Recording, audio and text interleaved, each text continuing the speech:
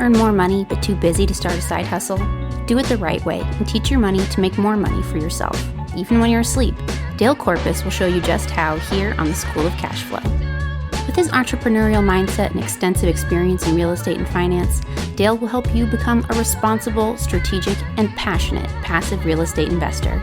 Learn how you can increase your earnings or find more ways to make money, only here on the School of Cash Flow.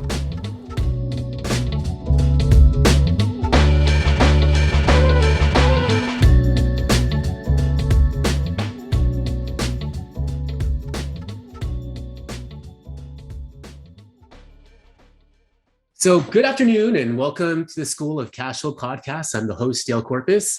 So one of the biggest traits that successful people have is that they persevere. When the going gets tough, that doesn't faze them. So they don't offer no as an answer. They've got the grit and stamina to keep pushing forward regardless of any adversity that stands in their way. So my guest today, Diego Corzo, despite all the challenges thrown at him, is the epitome of perseverance. So there are a lot of inspirational stories out there for real estate investors and entrepreneurs, and Diego's story is up there. So a little bit more about Diego. He's 31 years old, a DACA recipient, Forbes featured entrepreneur and TEDx speaker from Austin, Texas. He was born in Lima, Peru, and came to the United States at the age of 9. And so after college, he started working in corporate America and soon discovered he was destined for more and pursued a career in real estate. So now Diego is a realtor for Keller Williams and has a team. He's also a real estate investor. He is on a path to financial freedom and he helps others do the same, reaching financial independence and reaching their full potential. So that being said, let's get started. Diego, how are you? What's up, Dale? Thank you for having me here.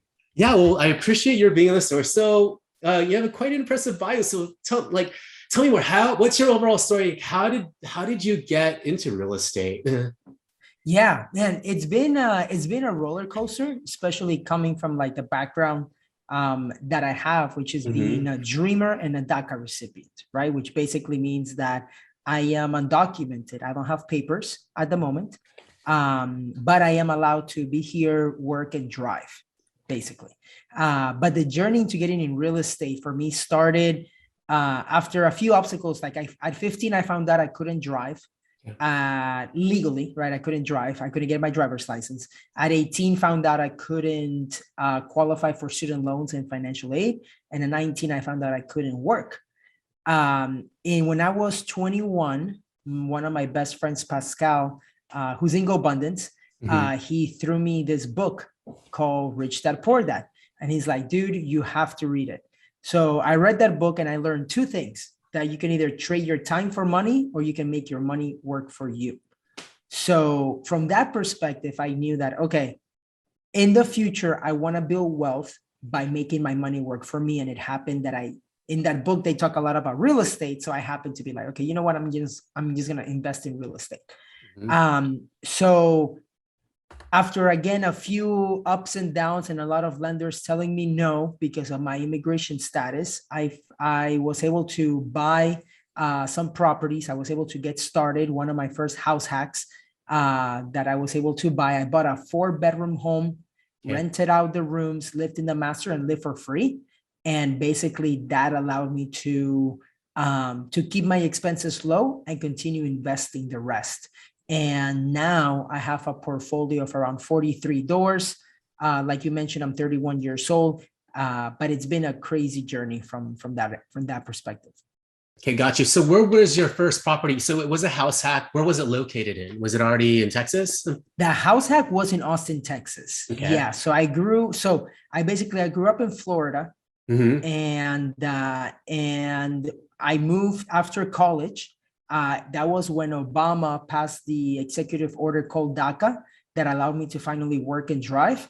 And that's when I got interviewed by General Motors and they moved me, or like they told me, do you want to go to Detroit or Austin? I don't like the snow. So I told them I'm going to Austin. And so I've been in Austin ever since 2013. That's when I moved. And it's been great. So I bought that home here after I was working for General Motors. Okay, got it. So how did you transition from being an employee over at GM to getting involved in in real estate being, I'm not sure if you're a realtor first or a real estate investor first, or tell me about that transition. Yeah. So I was always a kind of person that seeing like the way that how my parents worked and the way that they hustle. I was always a kind of person, like I just couldn't go home after 5 p.m. like all my friends did. And we're like, okay, we're going to watch Netflix. We're going to go to happy hour or do this or do that. I was more like, okay, how can I make my time as efficient as possible? So I was big in side hustles. So that's when I knew, because I knew that I wanted to invest in real estate and I didn't know anything on the market. I'd never been to Austin. I was like, you know what? If I can get my real estate license, as a realtor, I can learn the market. Like it will force me, right? Because, and then I can make some extra income. So in doing that, I got my license in April of 2014, and I did it part-time until August 2015. In August 2015, I leave corporate America and I go as a realtor full-time.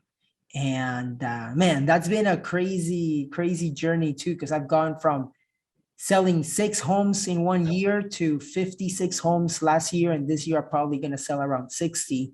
And now I'm leveraging a team where before last year I did 56 by myself with a full-time admin. But this year we added more agents. We should do around 200 deals if everything goes well. With my business partner and 4 other agents, but personally, I'm going to do around 60 with somebody else.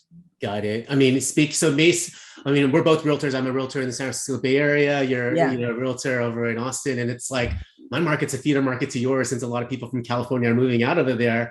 Just so that I know, it's like, what areas for real estate do you cover? Is it the greater, Austin metro area? The greater, So all of Austin, from Kyle all the way down south, to like Leander, Georgetown up north.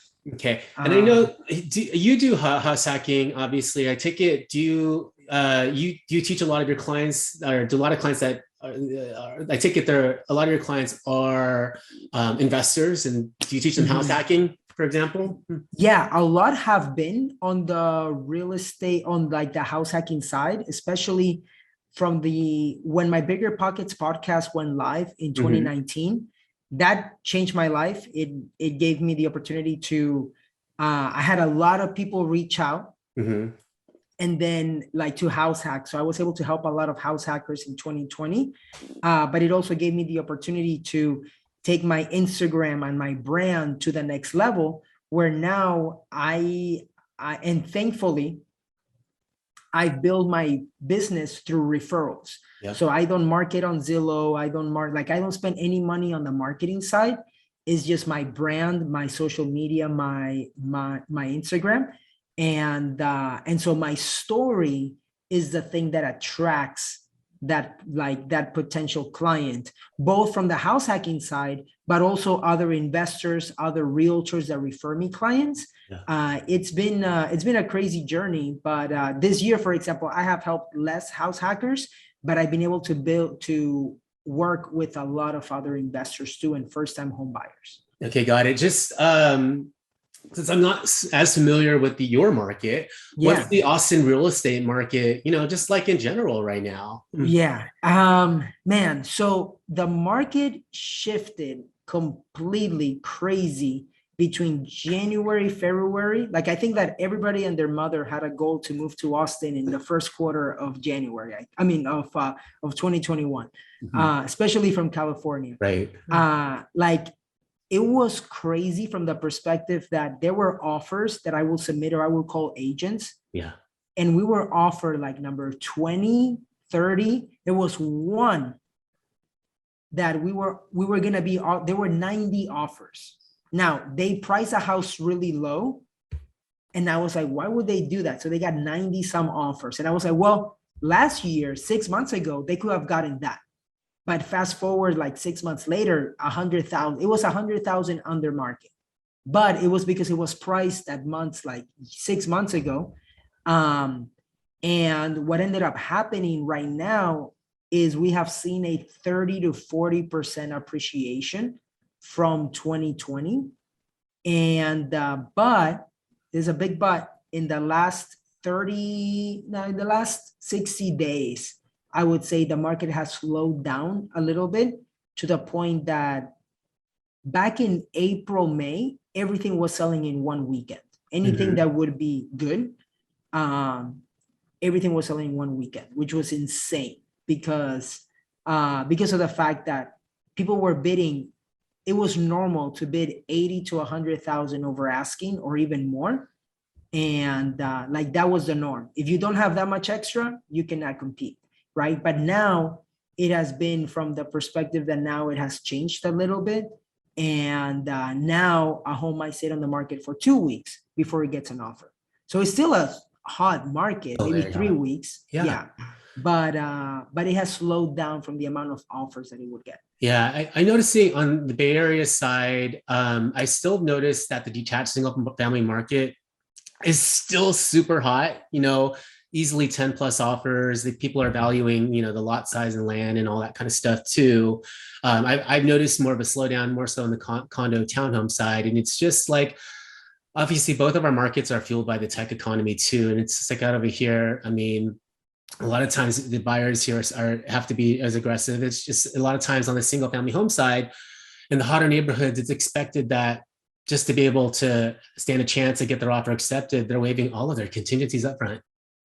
So it's just a little crazy still. The market is bonkers everywhere. But, going back to, just the Dallas market, would you say that how investor friendly is it now? I mean, are you seeing a lot of people, is it mainly clients there, buying just to live as a primary residence, or do you still see investment opportunities in your market to be had? Yeah. So, in Austin, whenever I talk to investors, I always tell them that Austin has high property taxes, right? So the investors that are buying here, I usually tell like first-time investors trying to buy their first investment property. I'm like, look, you're not going to cash flow. You're going to be in the negative like $300 a month. So the investors that are buying here are people that have that extra cash, maybe high income earners that are okay having a like negative 6,000, for example. But if a property that's 400 or 500,000, if it goes up 5%, right? If it goes up 5% a year, you're looking at, what is that, like 25,000 in equity, right? Yep. Right. But to have a negative like 300 times 12, you're talking about 3,600. So they are willing to take 25,000 in equity minus 4,000 for easy math. You're looking at around 20,000 on the positive side because of the appreciation, right? Right. So a lot of investors that are buying here are investing for the appreciation. Right. Now, I just gave you the numbers on 5%. Right. But we have seen freaking 30% appreciation, right? So that's what's crazy. I don't think that it's going to continue I don't think that we will see another 30% next year. My hopes is that it's more like a steady 5 to 10% appreciation so that it's even it's a healthy market. Yeah. But the market, the way that it's been, it has been more of the investors or out of state people moving here to live here than first time buyers that live in Austin. That makes sense. Yeah, that makes sense. I wanted to dissect your first deal, which happened to be a house hack. Yeah. So tell me about that. So like, what was the price? How much did you put down? And like, how did you tell me what you did to house hack it? Yeah. So what was interesting about that, and not many people, like a lot of people think, right, that you need 20% to buy a house. But if you're going to be living in it, you can qualify by putting down 3 to 5% down, whether it's FHA or conventional. So the way that I bought, and this is back in 2014, I bought it for 170. That house is now easily worth 300. Now for 170, it was remodeled. So I'm I'm not handy at all. So you and I both. So I'm not going I'm okay that house was completely remodeled, like brand new carpet, paint, brand new kitchen, bathrooms, everything. And I was like, cool. I didn't care because I bought that house for cash flow, to live for free. Now, from that angle, I knew that I could get roommates like super quick because I knew that the house was looking great. So the pictures, if you have a good presentation, things are going to run quick. So that was my angle. I bought that home for 170, put 5% down. So for less, it was like $8,000 or whatever that I bought it for, like the down payment. And for that, I was able to basically rent out each room for $550 in the beginning. And my mortgage was $1,350. So $1,650 minus $1,350, I had like $300 in positive cash flow, save some for reserves. I had a car, like my car payment was around $250 a month. So my first house hack allowed me to live for free and also pay for my car payment. I love it. So yeah, and I was 24 years old, 24. So imagine that I'm 24 years old for $8,000. I've been living for free and having my car payment paid by other people. And that allowed me to save some more money to be able to repeat the process, because not many people know that you can buy another owner occupant home within like in about a year to 2 years, right? So you can just keep your first one as a rental and then buy another one by putting down 5% down. So that's what I did. And I knew when, and it was great. It was great.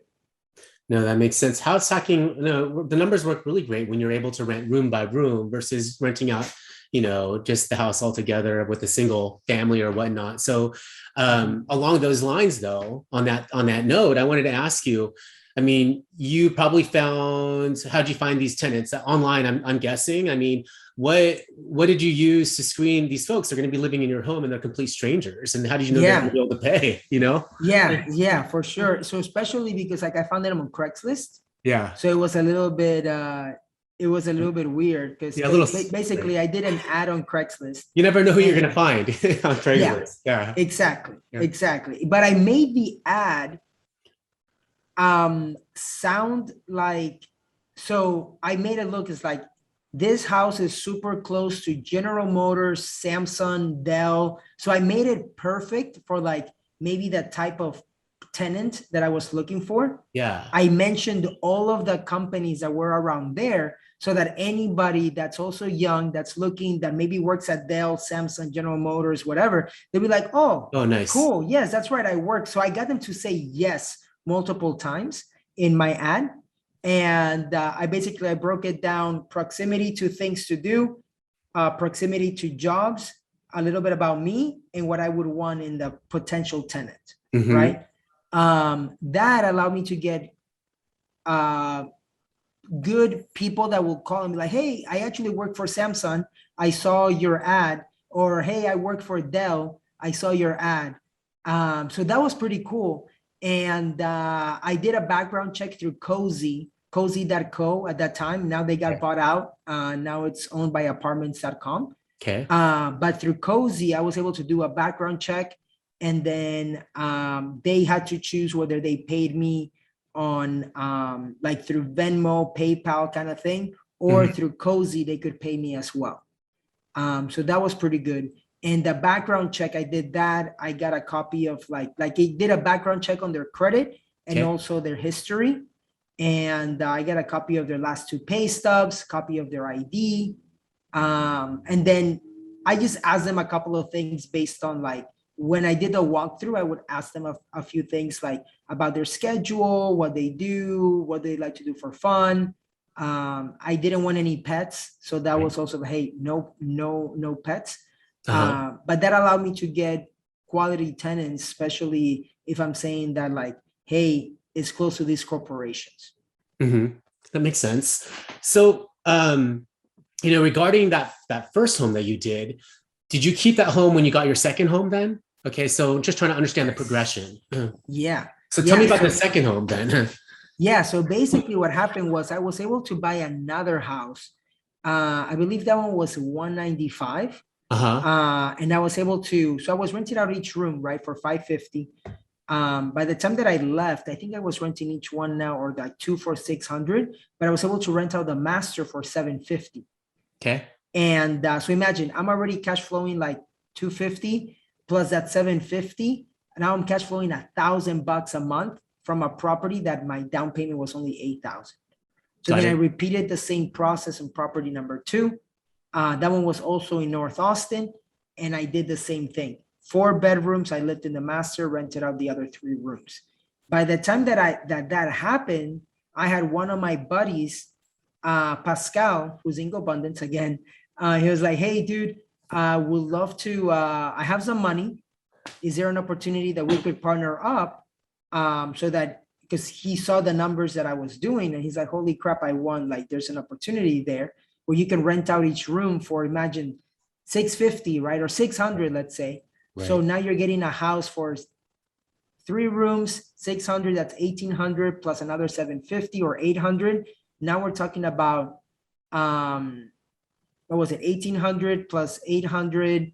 You're talking about 2,600, and the mortgage is still going to be around. The mortgage on that one was around 1,400. So you're still cash flowing another $1,000. Okay. And so that's what we did. We were just cash flowing more and more and growing the portfolio that way. So we started buying homes, putting 20% down as investment. And that's how we were able to build a portfolio before we sold a few and all this other stuff. Yeah. But that's how I was able to build my portfolio. Got it. And it sounds like, so there's like guidelines you have for the type of home that fit this house hacking strategy. Yes. And reiterate it again. It's like what, like your preferred size of home. Again, let's start there. What was your preferred size of home that makes sense for you? Yeah. So I always tell people too, it's like the best house hacks are 1,900 or 1,850 square feet to like 2,400 square feet max. Maybe 23 might be like the ideal number. And then at least it should be a 2-story with 2.5 baths, ideally 3 full baths. Because that makes it easier for roommates to like take showers, to share the bathrooms. And if it's a large enough house, like 2,300, there's enough room in there to have large bedrooms, maybe an office or a loft that the roommates can enjoy as well. So there's enough space there to make it happen. Okay, that makes sense. So correct me if I'm wrong, but so it sounds like you're mostly all of these were happening around Austin, right? You're investing in your own backyard, right? Is that the beginning? Yeah, in the beginning. So like, how did you expand beyond that? Because I know some of your investments are outside of that, and like where are they located, and how did that come to be? Yeah. So one of I had a buddy that at first it was a client that reached out through Bigger Pockets, and he wanted to grab a beer and just talk real estate. Fast forward, I helped him buy 2 investment properties here in Austin as a realtor. Yep. And then after that, he hit me up and he's like, "Hey, I've been investing in Gatlinburg, doing a couple of Airbnbs. I run out of money. Here, let me show you the numbers. Let me show you this. Maybe you can be one of my investors. Maybe we can partner up." Well, so I analyzed the deals and I was like, you know what? This might work out. Fast forward a couple of years later, we have 15 Airbnbs in Gatlinburg. And I have sold a few of the homes that I did have in Austin because my business partner at that time on those homes, he wanted to invest his money in a startup. So we sold them. I took the cash and I invested it in other areas. So now I have 15 Airbnbs in Gatlinburg. And what's good is that I partner up with people in a way that we are each playing in what I called our unfair advantage, right? In the beginning, my buddy had the money and I had the knowledge and the boots on the ground, the time. Right. Later, fast forward a year later, with the Airbnbs, I didn't have the knowledge. I didn't have the time. So I just worked as the money guy, right? But we were able to grow the portfolio. So my roles change in partnerships, but I played through my unfair advantage from that perspective, and we were able to grow that portfolio. Now we have stabilized it actually like in the last couple of months. So that's been pretty good. And so it's been great so far. And then my other properties, I own a 16 unit with 4 other partners in Augusta, Georgia. Okay. And that's my first multi-family kind of deal. So that's been pretty fun. And we bought that one this year. And then I own a quadplex in McAllen, Texas. And that's it. Some properties in Austin, Tennessee, and Atlanta. Got it. So it sounds, I mean, just the way we're talking, it sounds like you found these areas because you built networks around them, and and you're able to have boots on the ground for people to work with you. So that's very exciting. Do you like were many of these properties that were out of the area, I take it, were they sight unseen, or did you visit all of them, or tell me about that? Yeah, so a lot of the ones that, especially the Airbnbs, we bought them sight unseen, but we had a team that the boots on the ground. We did inspections, we did everything we had to do to make sure that we were comfortable buying those homes. The 16 unit, we have one of the partners, boots on the ground, that he did the inspections, like he was in charge of that. He saw the property. I flew down to Augusta, Georgia, that like a day before closing to see the outside of the apartment complex. I was like, oh shoot, we're buying this. This is pretty cool. And so yeah. Now there was a period of time that I had bought some homes in Florida because my brother is a wholesaler in Jacksonville. He's one of the largest wholesalers there now. Okay. And he wholesales like 200 to 300 deals a year now. And but I was buying some homes from him, sight unseen, getting them rented out, and then keeping them for cash flow. But I sold those, and I was doing something else with the money. I put them into the Airbnbs. Okay, that makes sense. So let me ask you this then. What's your favorite real estate investing strategy today? Is it the short-term rentals, house hacking? Is it something else? Yeah, my favorite one today, I would say, it's something that I'm leaning more towards. It's either it's between Airbnb and multifamily. Okay. Yeah. But I do a little bit of everything just to diversify, right? I mean, shoot, I bought a brand new quadplex as a 1031 exchange in McAllen, and you have a property manager there. He charges 5%, and it's been super easy, right? And that's more long-term. Yeah. I would say, shoot, that one's pretty good too, because it's more long-term. I don't have to worry about anything. It's brand new. Yeah.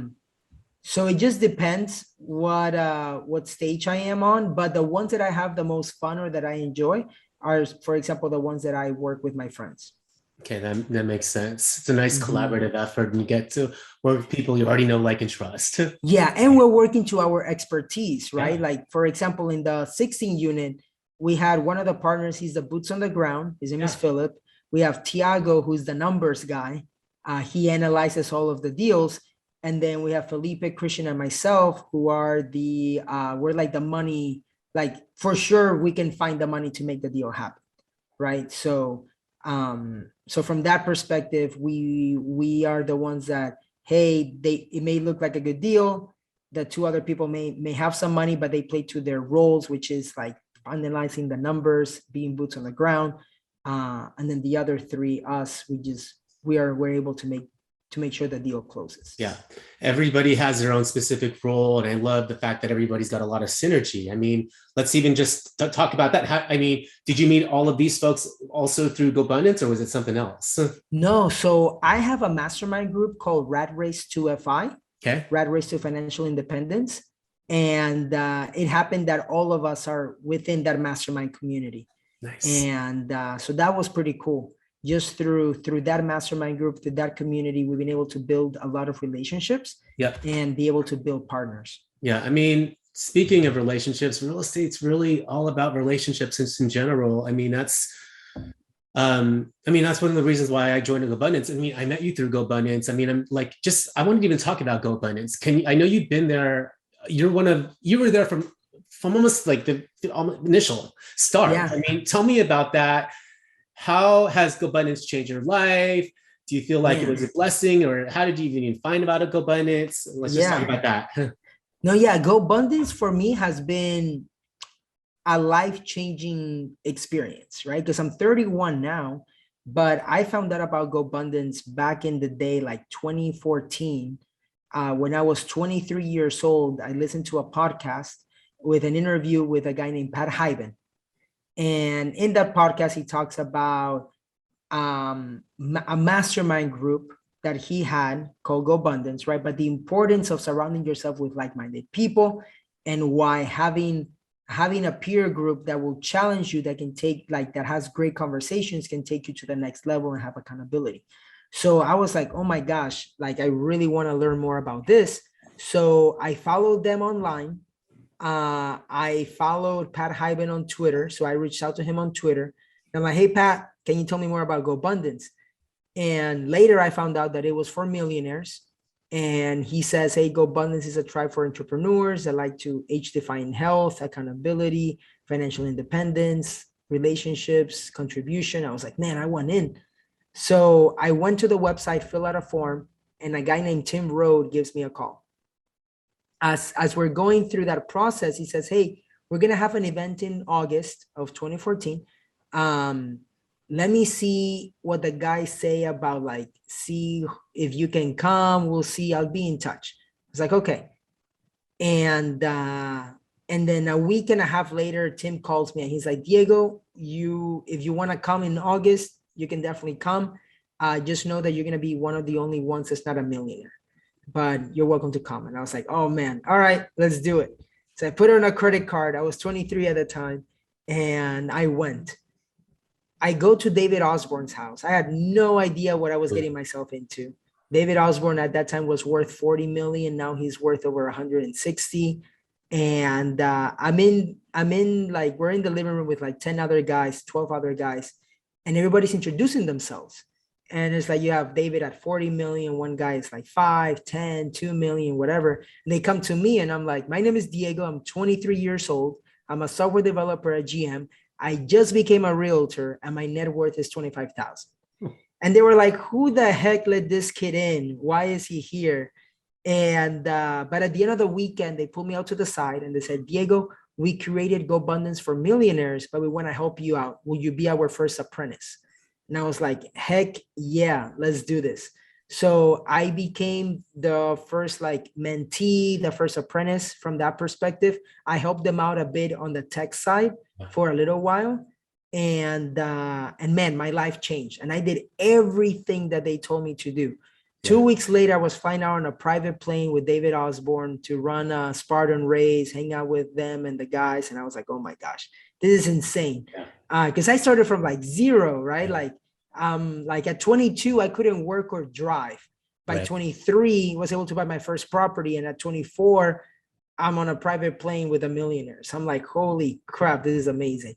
And yeah, so became a 100%er by investing in real estate, right? A lot of people are like, Diego, where did you get that drive or whatever? And it's like, well, if I'm hanging out with these guys and every single time we're talking about like, hey, what's your net worth? What are you investing in this? Are you pulling the trigger on passive income, this and that? My norm just changed. My norm was I have to build passive income. Right. So I reached financial independence through passive income by 26, 27. And by 29, I became a millionaire. And it was because of the fact that I had that accountability and that example that the guys just wanted to help me out. And I just took action on everything that they told me, which is very important because a lot of people, if you have people that are telling you that I want to help you, but you're not taking action, they're not going to want to help you. But I was just the kind of person that if they said, you have to do this, I said, yes. If they said, go to Tony Robbins, I went to Tony Robbins. If they said you should check out this book or read this book, I read it.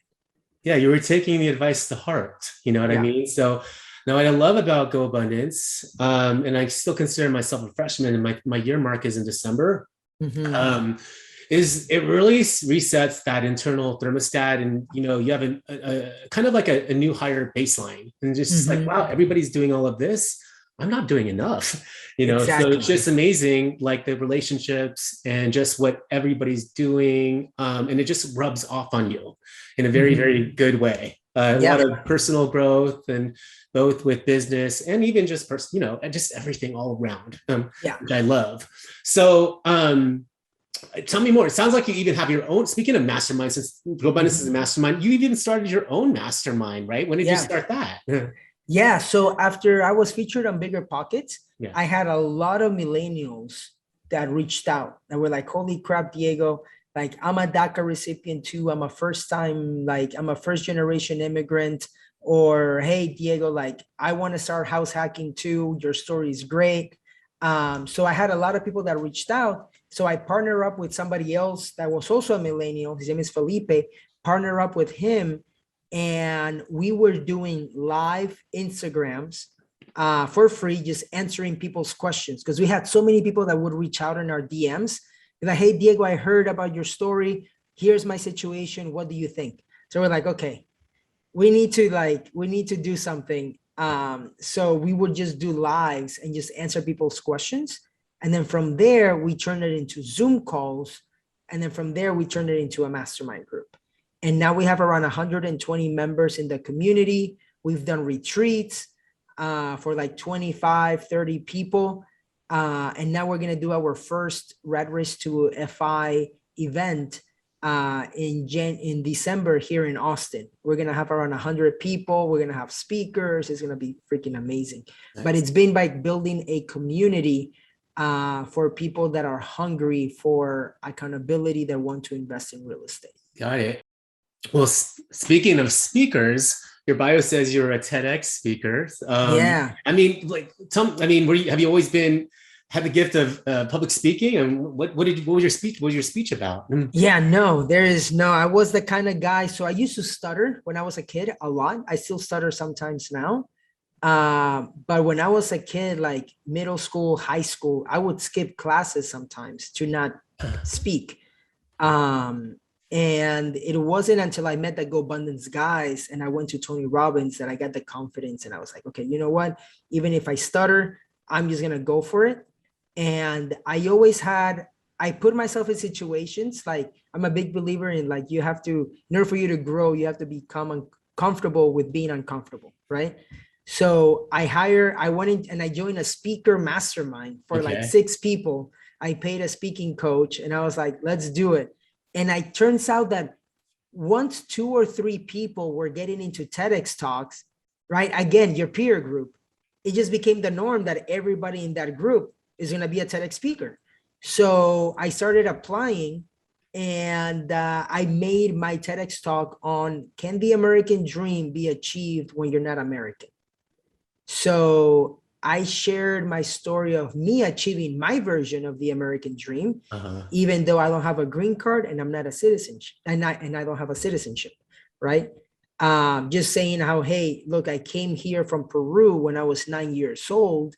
I've been able to go through school, college, whatever. I hire Americans for my job, like for my companies.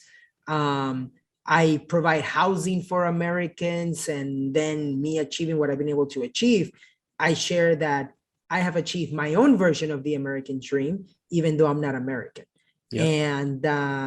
And yeah, so that's been a crazy journey too. I've shared it at 2 TEDx stages and a 1 for youth, changing a little bit of the word of the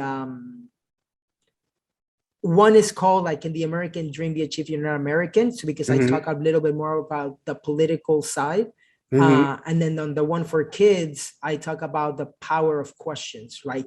When you are facing with obstacles, right? Of me not being able to work or drive and all this other stuff, like the power of questions that you ask yourself in those situations can change the trajectory of your life. So I talk about, like, asking yourself things of, like, okay, is this happening to me, or how can this happen for me, right? Because if you ask yourself, how is this happening for me, you get to look at different solutions rather than becoming a victim. Yeah. So I talk about changing your mentality from a victim to more resourcefulness. It's very empowering. Yeah. Yes. Yeah, exactly. So I talk about that too. I mean, going back to your first exposure to meeting GoBundance folks and whatnot in the organization, I could only imagine what you're feeling and how uncomfortable and queasy you must have been being surrounded by all these folks with, high net worths. Yeah. What advice do you have for folks to get over the fear of like the unknown and being uncomfortable? I mean, you do this all the time. Yeah, I would say you just have to believe in yourself and just be you. At the end of the day, it's like the only person that you can be is you. Because if you're not being you, they're gonna read that you're being not an imposter, right? But that you're playing somebody that you're not, and later it's gonna come up, right? So if you're all this cocky guy just because you're hanging out with, if you're trying to make yourself be somebody that you're not, they're gonna definitely get a feel of that. So I would say be you, and know that at the end of the day, you're there. I was there more as a servant leader. That's always been my perspective. How can I learn from this experience? I'm a big student of life. So I was always how can I serve? So coming from the perspective of hey, I belong in this room, even though I didn't, right? But I'm there, I'm gonna make 100% of it. And but how can I bring value? Yeah. So if you come from that perspective of how can you bring value to whatever situation, you're gonna belong in that room. Maybe not on the net worth, but for sure in the connections or in the value that you can bring. Yeah, initially, what kind of value did you bring to the folks in GoBundance? I take it, I know you have a tech background. I take it was your tech skills. It was a lot of my tech skills. They needed they wanted somebody that could connect with other GoBundance guys. So back in the day, or even till now, if you join GoBundance, you talk to a member, right? You talk to a ambassador. I was a ambassador for 5 or 6 years in GoBundance before I left. I just left that role last year or earlier this year, I think it was. It was earlier this year, I think. And so I left that role. And but imagine this, I was speaking to millionaires every single week since 2015, 2016, right? And I was asking questions and this and that. So that for me was a way that I gave value to them. I volunteer at some of their events. I just did what I had to do. Yeah, I love it. You're very resourceful, and you know how to, ways where you could add value. Even if you didn't have money at that time, you added your own value that only you can bring to the table. Question: how do you split your time between being a full-time realtor and an investor? I mean, what's that breakup like? So that it's been interesting. So because of the fact that now I partner up with other people, I've been playing more the role of being the money guy. So which is less time for me to be involved with stuff. So it just gives me the opportunity to leverage that. So my time is not as involved right now with my investments. I do more of the realtor and I run my other companies too. But I'm stepping out of the realtor role as in production to do stuff with my mastermind, just to do other stuff that I have going on, because we're launching a course too to help people, to teach them how to invest their first rental. We actually are launching this week. So how to invest their first rental or grow their portfolio. So I'm getting into that realm too of education, apart from just the mastermind. Yeah, very good. I mean, what are you excited about, either in your business or just your personal life, even right now? Well, right now I am excited. So I just came back from Puerto Rico. I was there for 2 weeks, and I'm excited about exploring the idea of investing in a second home / Airbnb over there. So that I can travel there more and just have a property over there, because I really fell in love with the culture, the island, the people, the salsa music, all of that stuff. Oh, I love it. Any other big goals that you're working on for 2022? Personal business? Big goals. Man, I want to get into syndications. Mm-hmm. I want to do some cost segregation on some of my properties, and I want to get into syndications to reduce my tax liability. I feel like that's definitely in the realm of how I'm growing, like the different stages of my investment career, my investment life. So I'm excited about that. I'm excited to learn about what that looks like, and go from there. Very cool. And what does success? What does success mean to you? Yeah, success for me means so this is something. So I would tell you this, like, success is something that a lot of people will tell you, like, if you're like, one definition for me is, if you're happy doing what you're doing, then I highly believe that you're successful. Doesn't have to be a definition of somebody else, because other people have different definitions, right? But if you're happy, like truly happy and fulfilled doing what you're doing, then you're successful. But then there's this other thing too. It's like, what if success, this is something that I got from one of my mentors on the coaching side with Jason Dries. He's like, what if success, it's a stepping stone, it's not the destination? Like, what if your life begins at your definition of success? Like, that creates so much more opportunity, so much more potential, so much more growth. Like, what if you reach success and you're like, holy crap, I'm successful. But what if that's just the beginning, right? Then at that point, it's like, holy crap, there's so much more that I can do coming from the side of abundance. So success is not a destination. Success is just a starting point. When I heard that, I was like, holy crap, there's so much more.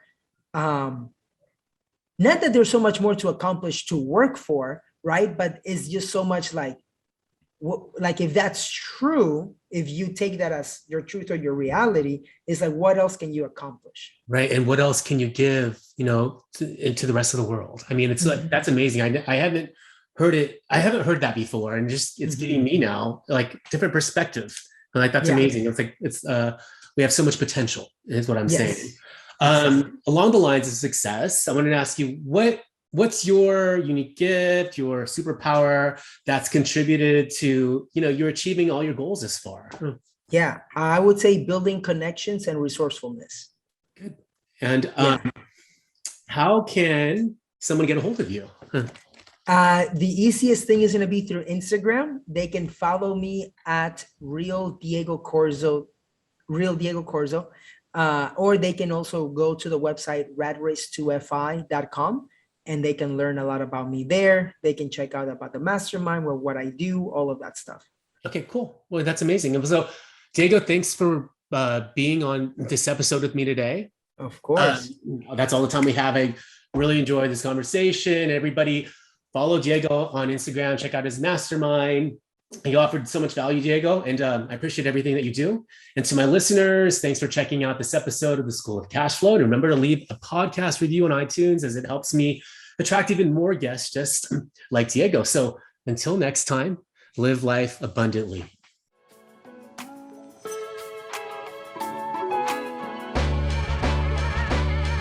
Thanks for listening to another episode of the School of Cashflow. We hope you enjoyed our deep dive into all the tips and tricks you can use to help you on your passive investing journey. In the meantime, you may visit www.cashflowschoolpodcast.com for more great episodes. Don't forget to subscribe, rate, review, and share. That's all for this episode, folks. See you next time.